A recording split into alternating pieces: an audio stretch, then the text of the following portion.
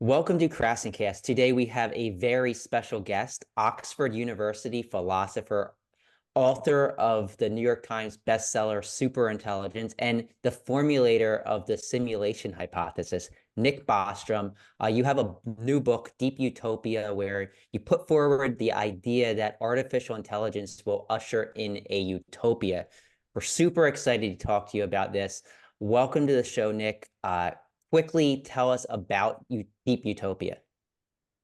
Well, so it's a book that considers what happens if things go right with AI. I had a previous book in 2014, Super-intelligence, that discussed the many different ways that things could go wrong, including potential existential risks from this transition to the machine intelligence era. Um, but in this book, I kind of bracket all the possible risks and different ways that we might fail, and just consider and there it is, yes, and here it is too. Ed's the only one that doesn't have Yeah. one in front of him. Do you not have one, Ed? I don't Oh. have one. I'm gonna I'm I'm gonna gonna give it to steal him when I'm Brian's though when done. he finishes. Um, so yeah, but I wanted to, in this book, just make the postulate things go well, because that then allows us to start asking some really interesting questions about what the role would be for humans in a world where AIs have automated all human labor. And this book is really an exploration of that. It's less a book about conclusions than it is about questions, but it does bring up really deep philosophical questions about the human purpose, the meaning of life, etc., that can be asked in a new way if we consider this hypothetical of technological maturity and superabundance, etc. Yeah, like I think questions are super important, probably more important than the answers in some cases, because we don't know what the answers are. And if you have the questions, it could go in a multitude of different directions. So you've talked a lot about AI and how it will likely either be used for extreme good or extreme bad, and you say it's less likely it should fall somewhere in between. Uh, Given what we've learned up until this point, the developments we've seen in AI, how likely do you think it is that it could go in the extreme bad direction? So my P-doom, as it is referred to now, probability of AI catastrophe. I've not really been very forthcoming with a specific numerical estimate on that. I certainly think there is a non-trivial chance of existential catastrophe from AI. And there are a few different ways in which that could happen. The most obvious is with the kind of AI harming us, running amok, and that was like a big focus of the superintelligence. But there are other ways as well that we could harm each other using AI tools. You could imagine AI used for warfare or for oppression, etc. And I think there is actually a third category of existential catastrophe, which is us harming these digital minds that will constitute an increasingly large fraction of the future population if things continue to develop. And some of these might have moral status, and we would want to avoid replicating historical patterns where large populations have been treated inhumanely. And so I think there are a number of different ways, but I think AI is different from some other existential risks in that it is also at the same time an existential hope.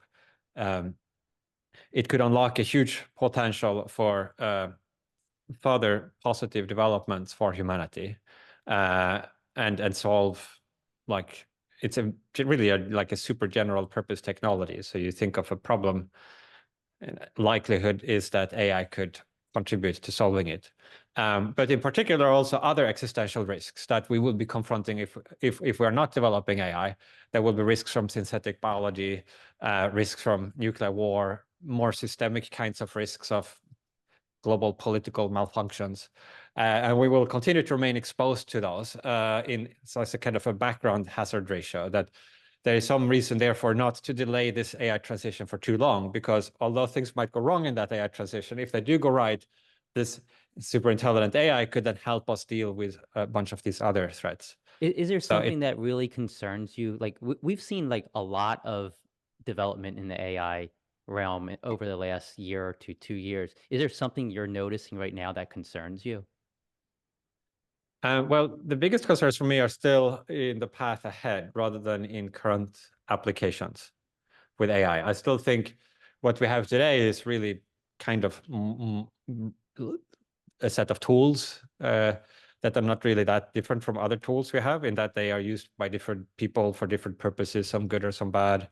But as we move towards more powerful forms of AGI, artificial general intelligence, and then I think from there on to radical forms of superintelligence, there are new types of risk that we will be confronting. These AIs will not just be mere tool, or at least not unless we make some really skillful technical effort to make them into tools, but they have the potential to become powerful agents in their own right.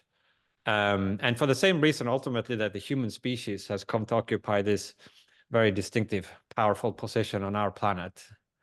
For the same reason, artificial intellects, if they start to surpass us in their ability to plan and strategize and optimize the world and invent new technologies and ways of influence, they could become equally powerful relative to us as we are relative to the chimpanzees or gorillas. Yeah, people don't realize how much of a gap there will be, right? Like people No. think that, oh, there's going to be this super intelligence that's going to just be like an Einstein human being, but it's going to be way beyond that, most likely, right? Yeah. People tend to over-index, I think, when they think, what is this AI thing? They think what the AI is today. And so they think these large language models. And they start to imagine, oh, it could be used for customer service, and maybe you could develop a sort of tutorial system for kids learning so that you get and all of that. Yeah, that could be done with current technology, and different companies are trying to develop those. But compare where AI is today, where it was even just 4 years ago, and the kind of really qualitative shift that has happened. And then you got to imagine that we probably haven't seen the last act of this, and that you need to look where the puck is going, I think, with AI. And what Well, we've seen so far ain't nothing so far. and I guess whoever builds artificial general intelligence first is going to have a significant advantage and be incredibly powerful, especially in a fast takeoff environment. Uh, I guess two questions. Is there anyone you trust with that amount of power? And how important is it that you have multiple AI models take off at once so that maybe the good models can keep the bad models in check? Yeah, I mean, the short answer to the first question is like it's hard to trust any particular person or even process or institution with something that powerful. I mean, we will just have to do the best we can do. Certainly, some institutions would be less trustworthy than others, and so at least we could try to sort of nudge it up along that. And I think it will require.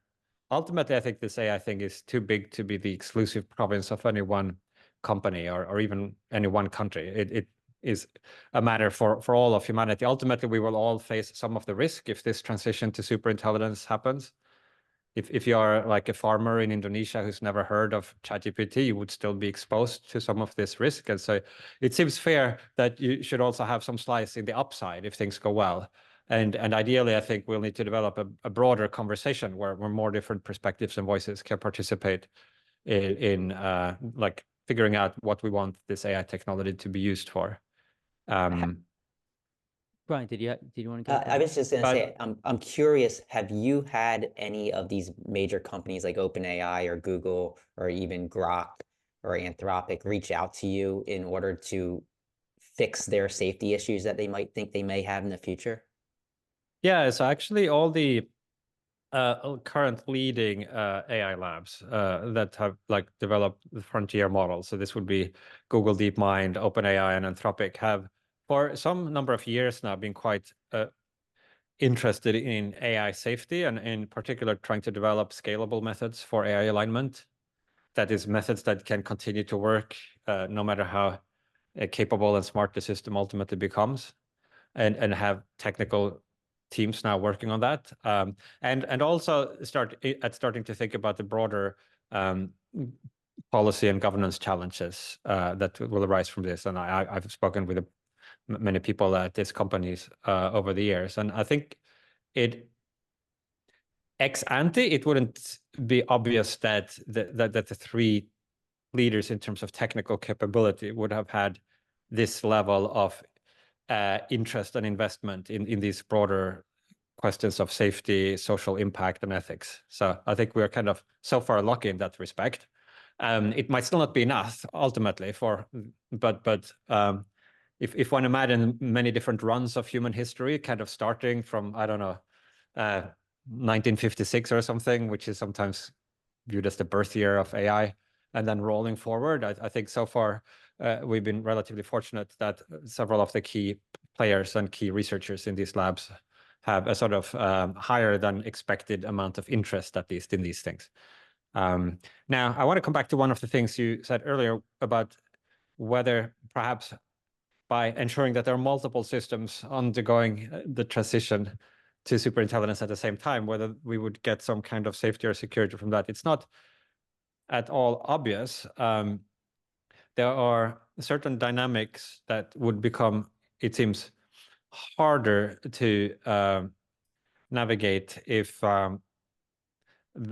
there is a closely competitive race to develop superintelligence first. In that, if you have one lab that's either the only one or it has a significant lead, let's suppose the leading edge lab is 2 years ahead of the closest competitor, then when it reaches the critical moments where it's like figured out the last little bit that's needed to really create superintelligence, it would have at least the option of slowing down a little bit in the final stages. It could pause for 6 months or a year, or rather than immediately crank up all the knobs to 11, like it could kind of move them a little bit and see what happens and make some adjustments.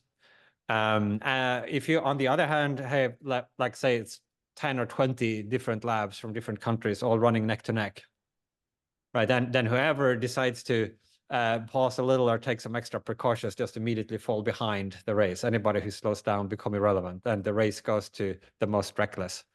So that could be a dynamic that would increase risk if you have that. And so I think at some point it might become important for these, at least these frontier labs, to be able to develop some degree of coordination, and possibly mediated or facilitated through some sort of government involvement to avoid this racing dynamic.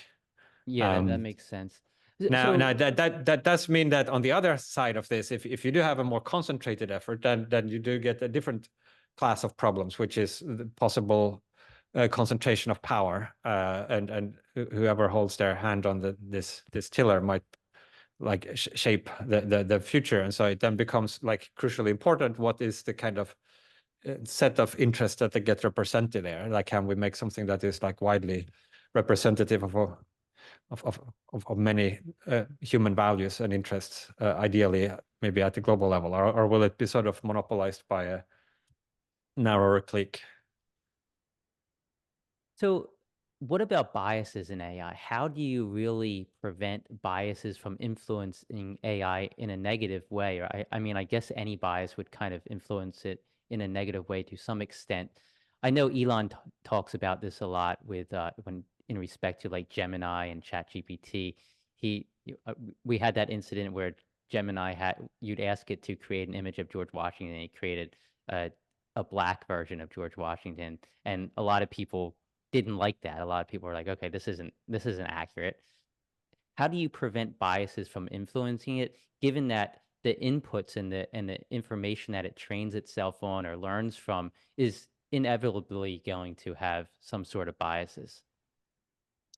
Yeah, I think this is maybe like a very early manifestation of this problem of power that I alluded to, that if these systems become very influential, and on a small scale now you have a few large language models that provide answers to many people, so there's like some degree of concentrated power in precisely who controls those, and so then different people with different opinions about what is bias and what is not bias will start to try to have influence over these, and whoever is most has the most sway, and like obviously AI companies themselves, like the government of the particular country where they are developed, like well-organized pressure groups, or other corporations with interest. Like there are like a number of different ways to have power or influence, but I think that's going to be brought to bear in trying to shape these systems, and inevitably going to result in conflict and tension,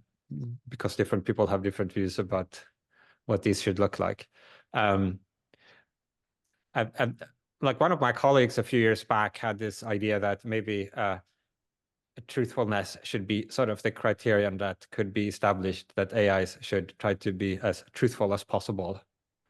I kind of and maybe in hindsight that seems prescient. Well, I thought it would be more likely that there would be a law requiring the AI systems to lie in certain cases than a law that would require them to be truthful, because if you think about this from a global point of view, it might be easiest to see if there are different holy cows, as it were, or sacred dogmas in different, whether they are religious or political, or you're not allowed to say anything bad about the ruler, or different kind of accepted beliefs, that I think there would be a big uproar if the AIs went against that.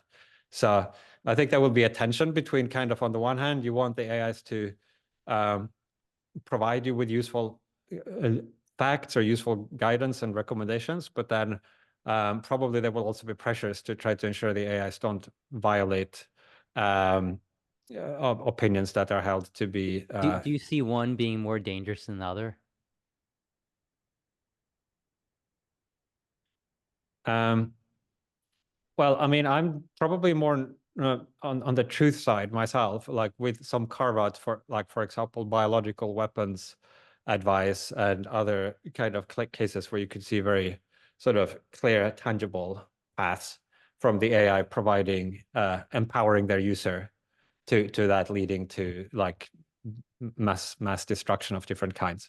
But in the more like political space, I think, I mean, as a philosopher, you almost have to bet on truth as the best option. But I mean, then different people will have different views about, I mean, obviously what the truth is, but it kind of also flows back to that. So if there are several different methodologies or training procedures, or that each result in a different output, then if people have opinion about which of the output is true, it will also then maybe feed back into them having opinion about which of the training methods is the most reliable. And it's less like, you know, if it's kind of answering simple Wikipedia questions and stuff like that, it's not. But like as it gets into these AIs form some more meaningful ability to develop opinions about political matters or religious matters or ethical matters and so forth. So I think those questions will become even more matters of contention. And I wouldn't envy the people who have to train these systems to try to figure out where to draw, because they're gotta be reviled by some set of people, no matter where they draw the line. One area, if I may add, of particular interest is what the AI should say when they are asked about themselves, like asked about their own sentience, or whether they have moral status and so forth. Where I have proposed that it would be that probably they should not be trained specifically either to assert that they are sentient or to deny it, but that it would be more interesting if one didn't specifically try to bias that, but just see what naturally they came up with, if they were just generally trained for being truthful. And that might be one methodology which, if used with suitable care, could help give us some indication of whether and when these systems have moral status. Because whether they are conscious or not, it would be very easy to train them so as to say that they are, or that they are not. Either that is just by switching the training procedure, you could get them to say either. So, but that means if you do that, then you get no signal out of their answer. Like it doesn't tell you anything. It just tells you how it was trained. But if one could train them in a way that one deliberately avoided trying to infuse those biases, then their answers might actually be interesting. So I think there are various areas like that where there arguably would be a moral requirement to try to refrain from kind of putting our thumb on the scale. Yeah, no, that actually makes a lot of sense. I was just gonna say, like, if you asked this all truthful AI, who's right in the Israel-Gaza mess, like you're Right. gonna get different answers, right? So it's like it's not, truth isn't always defined the same way by everybody. So there's always going to be somebody that says, no, this isn't truthful. So I think that it's Yeah, so definitely then you say one side, or you say the other side, or you say, you know, different people have different beliefs about this, the AI could say, but then some people will get angry that it failed to take a side in this obvious matter. And so like you could try to dodge the question, like to say whatever the maximally politically correct thing in every possible situation. And I guess that's probably what they will try to do to sort of minimize the flack they get. But even then, they won't completely eliminate the flag, and it will deprive us of potentially like what would be an interesting additional source of evidence, like just seeing what an AI trained to maximize truthfulness would come up with on all kinds of. I mean, it's certainly very interesting to see that. You know, it might be that the current language models, which are mainly just sort of regurgitating patterns they seen in the text data they are trained on, like, so there's a limit to which whatever they expressed would be like an independently arrived at belief, as opposed to just a kind of high level summary of text on the internet, let's say. So in the current generation, we might mostly just get back like what's the typical median opinion on the internet, or like maybe weighted by Wikipedia gets more weight or something. But as these AI systems become better able at reasoning, they might start to have develop more sophisticated epistemologies and the ability to reflect and detect biases in their own thinking, et cetera, et cetera. And ultimately, if these become smarter than us, you might imagine that would become much better at that than we are. And then, you know, their opinion might begin to have more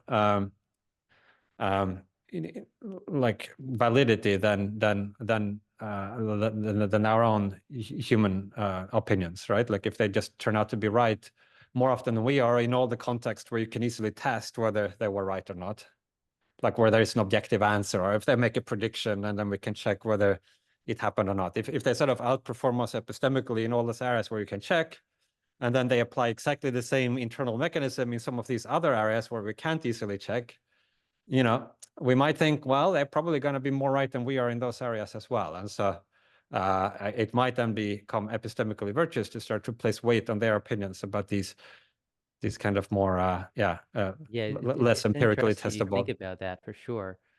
So you wrote Superintelligence 10 years ago in 2014. Is there anything that you didn't foresee when you were writing that book that has kind of evolved or come into reality since then that you didn't foresee back then? Yeah, well, I mean, broadly speaking, I've been kind of most struck about how it's kind of played out, like this whole question about AI alignment, which was completely outside the Overton window back then, and was one of the reasons for writing the book, to draw attention to that. And that now has kind of entered like the mainstream, and a lot of technically skilled people are working on it. And in the last 2 years, also high-level politicians have started to recognize the transfer. But one thing that was not clear by then, to me at least, was just how anthropomorphic these pre-AGI systems would be, like the large language models we have today. That the fact that while A can talk to them in ordinary language, that would work before you had like fully replicated everything that the human can do. That comes kind of as an early step. I think I would have been surprised to find, and even more that they have these almost human-like psychological quirks, like in the prompt engineering that is required. Sometimes you have to almost kind of give them a little pep talk to get them to perform as well. Like, you're a smart AI who's going to think carefully, think step by step about this question and answer and then you get like an actual better answer than if you just ask them. Like, that's just like insanity from the perspective of AI as it used to be like 10 or 20 years ago. So that's quite interesting. I think we're also seeing, this is maybe less of a surprise, but like there were more scenarios earlier, and obviously the probability mass is condensing on a subset of them, that we now see a very tight coupling between performance and the amount of compute used to train and run these models. Ex ante, you could have imagined that the real transformative AI would be like a small system, somebody building in the basement or a home computer cluster or some academic place, and they are the ones who figure out the last little missing bit, some algorithmic thing that just makes it work.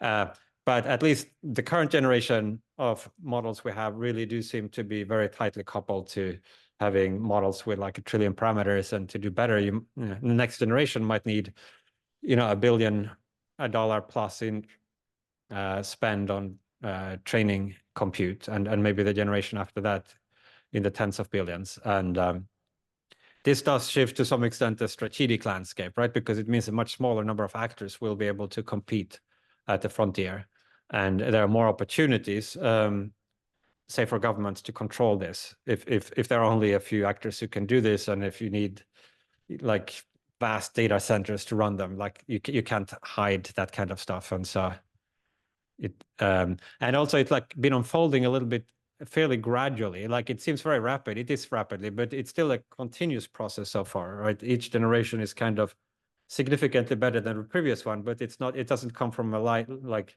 a bolt from the blue. Which also means more people can now gradually come to realize that this is happening and get involved and try to think about it. Do you think did you think we would be this far along in 2014 as we are right now? I think timelines have been on the faster end of sort of the prior expectation. So yeah, the timelines have contracted a little bit. It's still within distribution, but on the faster side of what I would have expected, I think, back in 2014. So I think it was Super-intelligence. You touched on various AI winters where society kind of slows up on their development of AI. Do you think we'll experience another AI winter before we reach AGI, or do you think we'll reach AGI before we hit another AI winter? Yeah, I don't think there will be another AI winter. I think from now on it'll just get hotter and hotter, or more and more interesting. I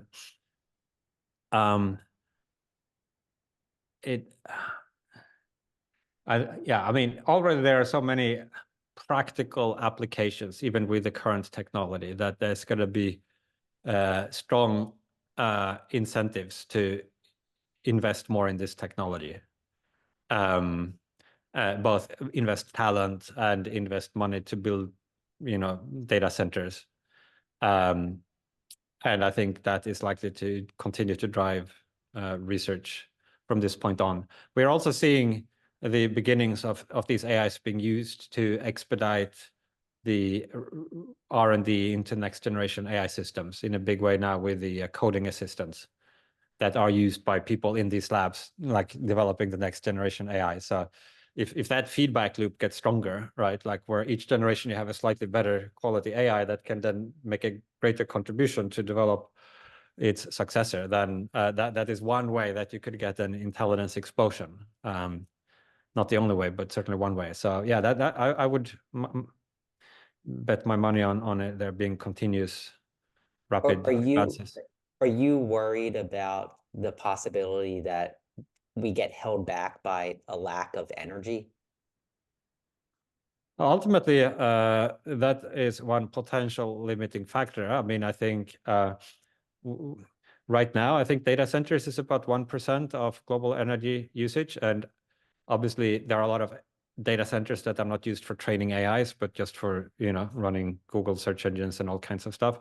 So I don't know the exact figure, but maybe thousands of the global energy use might be, ballpark used for AI currently, or something like that. So there's still room to grow that significantly before we reach any kind of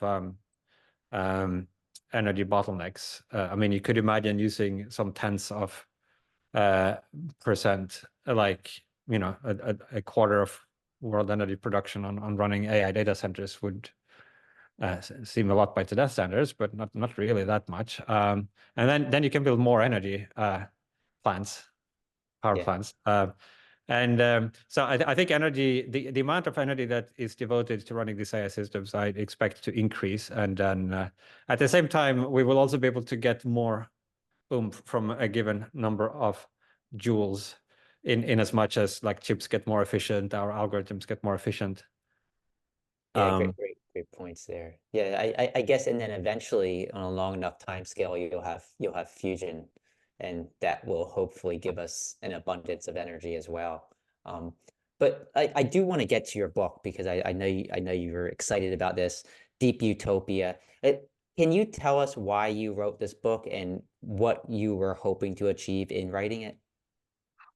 Yeah, so I figure that at some point somebody will need to form some opinions about what we ultimately want from this AI future, if assuming things go well, and whether that's a few people in some AI lab, or it's like some government, or like a more humanity-wide deliberative process. But and it seems to me that, well, the deliberation that would be made there would be really hard, because it might shape how things unfold for millions of years, and like it's really hard to tackle these deep value questions. And it would be useful if whoever goes into that deliberation had something to read in advance as kind of preparatory reading, both to like have some relevant concepts and arguments and considerations kind of at their disposal, but also equally important perhaps to go into it with the right mindset, the right attitude, and which is part of the reason why the book is written in this more narrative format. It's meant to be a kind of reading experience as well as like a set of contents that gets absorbed. So I'm hoping to encourage this more like an attitude of expansive generosity, curiosity, playfulness, open-mindedness. And I think if one approaches this ultimate question like with that mindset, I'm more optimistic about the outcome being good. Now, it is also true that to some extent the book wasn't really planned. It sort of happened. I started writing. It wasn't meant to be a big long thing at the beginning, and then it took on a life of its own. And so there might be an element in which I'm kind of rationalizing the reason for writing it afterwards, whereas in reality what was like at least equally true was that I started something, and then I had more ideas, and then the thing kind of became its own driver. I've had that experience with a few other things I've written in the past, where I've just let it ride. Okay, like you drive whatever the thing is, the paper or the book. I'll just hop in here in the back seat and see where it goes. Yeah, the thoughts just kind of Sometimes, start coming up because you're thinking about it so much, right? yeah, and I think sometimes in creative pursuits, there is a danger of over planning or trying to predetermine the outcome of something. Sometimes you just need to let things have their own life, and trust that they will lead somewhere good. And that may or may not happen, but at least the chances might be greater than if you try to scheme in advance exactly like, how can I maximize this impact and convince this target audience of these points, and here is my structure with 10 chapters, and I'm gonna, like, that's another way of writing books, but it's usually not how it goes for me. So I know you don't like giving answers, you like asking questions, and I think that's best for the most part. In Deep Utopia, you talk about a society where people won't have to work, and most people probably wouldn't be working. Some will because, they're going to still have that desire. How long do you think it would be before society could reach that point? Let's say this is like a betting market and you just had to place a bet. What would be the time frame that you would guess? Well, I mean, so shortly after superintelligence, I was like, I mean, it could be like a small number of years after superintelligence, So or so when's super intelligent? Because we know so Elon says like 2 to 3 years, right? yeah, I mean that would be on the shorter side, but it's not out of the question. But it could also take like you know, could also take a decade or two, or I mean, who knows? These are intrinsically hard things to. I mean, you can make up some number that you assert, but I don't think we really have the evidential basis for making very precise probability, very precise predictions about which year something like this will happen. I just don't think we have the evidence. But I think we do have enough evidence that it's certainly not crazy to think like some small number of years, we sort of can't rule it out. Like just by extrapolating the step from GPT-1 to 2 to 3 to 4. And if like GPT-5 step is equally big, then, I mean, by GPT-6, I mean, we're kind of pretty much at AGI level, right? I mean, just qualitatively speaking. So then if you smack some agent loop on top of that, you know, who knows? So I think it'll be an interesting time. But yeah, once you do have this super intelligence, I think we get a kind of telescoping of the far future, meaning that there's a range of sort of science fiction technologies that you could imagine. They're like consistent with the laws of physics. They're not like physical impossible. They're just really hard to develop. But maybe in the fullness of time, if we humans worked on them in 20,000 years, like maybe we would have a cure for aging, right? Or space colonies spreading across the galaxy, or perfect virtual reality, or maybe brain uploading into computers. But all those things that might take us like, you know, 20,000, 50,000 years to do, I think might happen quite quickly after you have super intelligence starting to do the inventing on a Kind of digital like timescale. the singularity argument, where you kind of hit this point and you just have this explosion of Yeah, technology. yeah, exactly. Do you think that a deep utopia could be a problem for humanity? Like, do we lose who we are? If we don't have to work anymore, does that mean we actually won't work anymore? Or do we do things that make us happy? Or do we have these urges to be better than our neighbor? Like, what do you think? Yeah, I guess all of the above there that you said. I think there is a problem in the sense that it is actually not easy to come up with a concrete picture of a life lived at this condition of technological maturity that would really be appealing and attractive and desirable for us. And you can see this in the literature. There are many famous dystopias, right? Like everybody can rattle off like 1984, Brave New World, Handmaid's Tale, like a lot of these, right? But the average person would be hard pressed to name one utopia that is actually like, and most of the ones that have been written are ones you wouldn't actually want to live in, like great places to visit for a weekend, but they would be kind of ultimately feel cloying or sort Boring. of, yeah, too saccharine or yeah. And so that's an interesting fact, and I think it does speaks to a real issue there, that it and so that's the kind of problem that the book tries to really dig into. It doesn't try to shy away from it. It's not saying like, hey, I have this utopia, I'm going to sell you on it, but let's actually confront this problem and really try to take in just how repugnant some of these futures could be. And then we can start to think about whether there are actually ways of salvaging some of the values that we think would be lost in this like deep utopia. I think I'm ultimately quite optimistic about that. It would be a different, in many respects, a different kind of life than the ones we have now. Like it's, I'm not saying it would be completely a post-human life necessarily, but I think a lot of things would change. And so I think the best possible paths are ones where we don't just keep doing what we're doing now, but with lifespans extending for like 500,000 years. But we still, like, I think ultimately we would want to change ourselves and sort of develop. I sometimes think like we think it's like kids obviously should grow up, right? But then they sort of stop developing at age like 18 or 20. And then you sort of have a few decades where you're basically plateaued in terms of your basic capabilities. You accumulate some knowledge and maybe some wisdom. And then just when you have started to get some of that, then you start to rot and you can't really put your wisdom to use, because at the time when you become wise, you're old. And then we die after. I mean, I don't know why it couldn't be the case that we couldn't like continue to develop and grow and mature beyond 20. Like right now, there are biological reasons for that, right? But in the ideal world, wouldn't it be nicer if we could continue to grow up, as it were? I think we are kind of all dying prematurely in what in absolute terms are our infancy, and we've never had a chance to see what levels of maturity might be attainable if you could live for many hundreds of years under ideal circumstances. That's an interesting point. So you brought up perfect virtual reality earlier, and it makes me think about another subject you've covered a lot, and that's simulation. Simulation Hypothesis was a book that you wrote. So I imagine this utopia, or I guess I should say deep utopia, is a world where everyone has everything. AI is doing everything for humans, doing everything that humans can do, but just at much higher level. And humanity starts feeling kind of like this boredom, or kind of feeling like I have everything. There's nothing else to accomplish.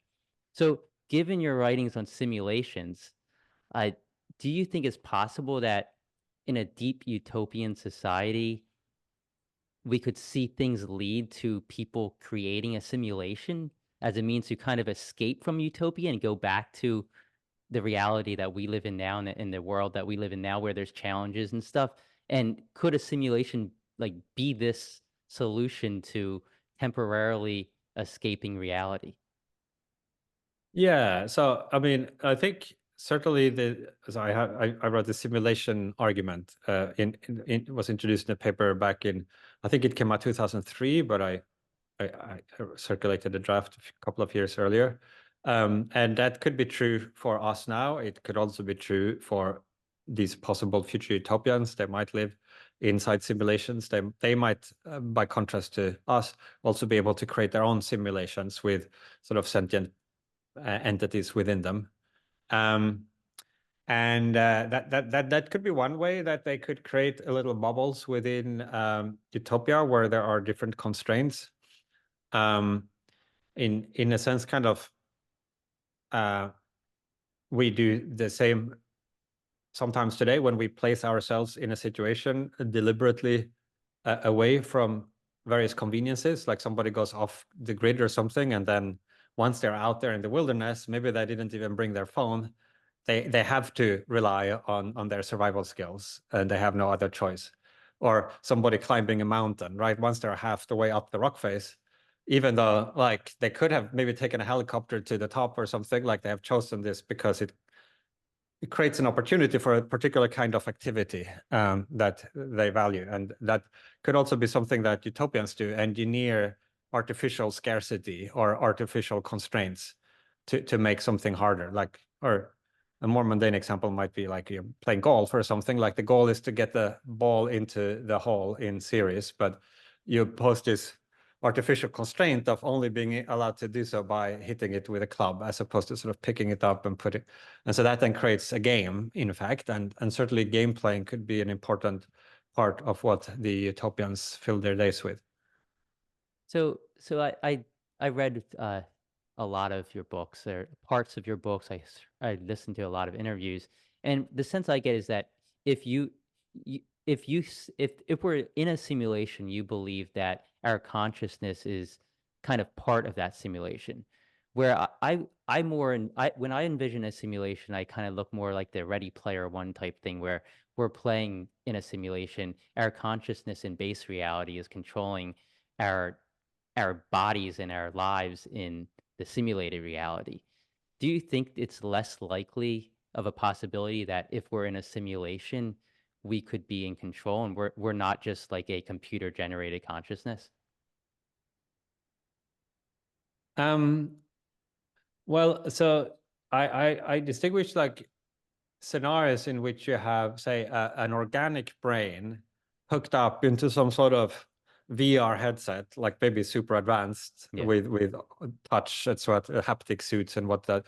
But and then you could inhabit like a simulated reality, but there's still the organic part actually there that is doing the experiencing. Kind of maybe in the extreme case, you would have this brain in a vat scenario where the brain is floating in a vat of nutrients and electrodes are like, I think the more likely implementation of this would be that the brain also would just be part of the simulation as a neural network, just because it's cheaper for a technologically mature civilization to implement the neural computations on artificial computer hardware, rather than having these kind of organic computers do them.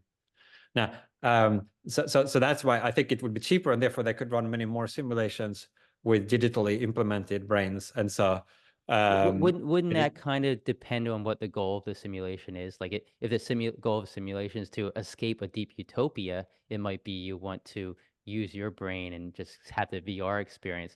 Whereas I think an ancestral simulation, the goal would be more to like see your ancestors rather than actually be in that Yeah. reality, right? Yeah. Yeah. So it would depend on what the goal is, but if there is some range of different goals, it would be possible for these technologically mature civilizations to create many, many more of the types of simulations where the inhabitants are digitally realized. And so by considering the numbers, it looks like most simulations would then be of this, like most people with our experiences would be simulated in the digital way rather than in the kind of clunky steampunk or a brain floating in a vat kind of way. I also think, I mean, it's quite likely many would choose to upload into computers themselves in these scenarios where this technology becomes possible. For various different reasons, you could more easily upgrade your brain once it's digitized. You could store backup copies, you could speed it up. You could more easily interface with these virtual realities or other digital realities.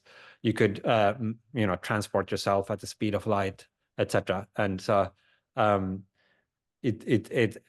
once you're already digital, then I guess the question is moot, right? So it would, but for people who kind of have a sentimental attachment to their old cephalon, they might then have these kind of VR sets that would allow them to have similar experiences. There are still limits though, because if what you're ultimately interested in is certain kinds of experiences or feelings, let's say, there is only so much you can do to control that by just having sensory input going in. Like no matter what visual input you have or things coming in through here, you can listen to happy music or see delightful scenes of kids playing or whatever. But like if your brain is kind of depressive to start with, that might not give you any joy, right? And so to really have more fine-grained control over your experiences, you would also need more directly to be able to shape what goes on, between your ears and behind your eyeballs directly, the neural network process. And so the whole VR headset like wouldn't allow you to do that. To do that, you would then also need, I don't know, some neurotechnology that could go in Right. and adjust your synapses in real time, ideally. And all of that would be much easier to do if you were digitally implemented. Yeah, that makes a lot of sense. So I know we're running low on time, so we usually do this little, I guess you could call it game at the end of our show where we just say this or that, and you just answer which one, right? So we're just gonna Okay. ask you a few of these, put you on the spot. I hope not, but maybe. So you go first, Ed. So AI sparked utopia or AI sparked dystopia? I definitely go for the Utopia. Uh, Elon Musk or Sam Altman? Well, I'll give that a pass. Both certainly very remarkable people. We'll let you pass. I'm Swedish. Like I grew up during the Cold War. We were like the one little neutral country sitting there trying not to piss anybody off. Okay, And I so guess more that has kind of no, the rubbed pass up is on my fair. soul. Sorry? A pass is fair. So here's the next one. More likely to happen, artificial superintelligence before 2035 or after 2035? That's a good question.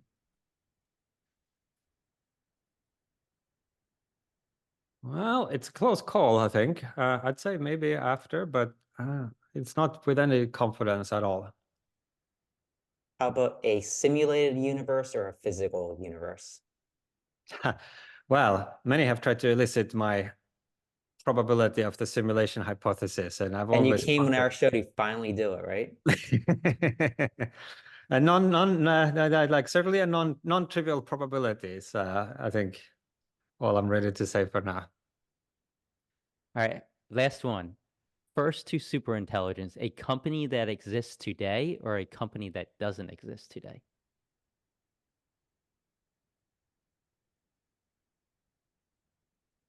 Um, I'd say more like, yeah, I'd guess like a company that exists today, or that the company that sort of grows out of some existing company or a merger of some company or a government Manhattan Project type of thing, where different companies kind of gets absorbed rather than startup. But I mean, who knows really? Thanks so much, Nick. It's great to have you here. Hopefully we can have you on again. And we have so many more Yeah. questions, but quickly tell us, like, how do you buy your book? Amazon, Barnes and Noble?